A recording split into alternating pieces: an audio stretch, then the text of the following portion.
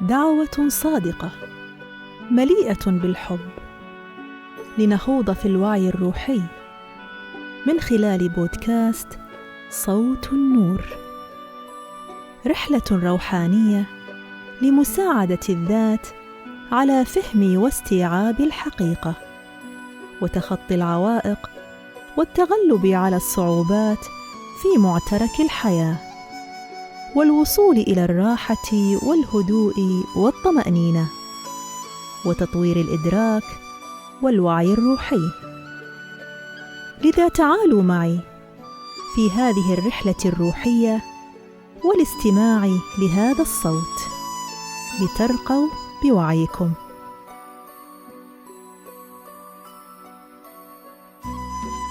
حاول مرة أخرى. عندما لا تحصل على النتائج المرجوة تشعر كأنك تغرق. يبدو الأمر أن كل هذا الجهد والعمل الجاد كان مضيعة للوقت. لا تحبط، إن بذل الجهد والعمل الجاد يشبه زرع البذور. تنبت بعض البذور على الفور، وبعضها يستغرق وقتاً أطول قليلاً.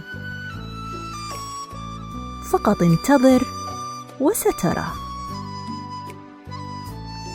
إذا استمر عدم ظهور أي نتائج فحاول مرة أخرى.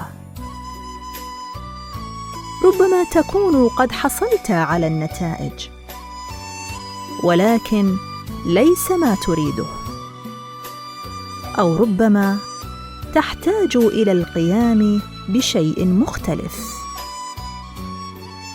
إذن حاول مرة أخرى. وفي نهاية الحديث أود أن أشكركم، وأتمنى أن يكون صوت النور قد أضاء نور أرواحكم.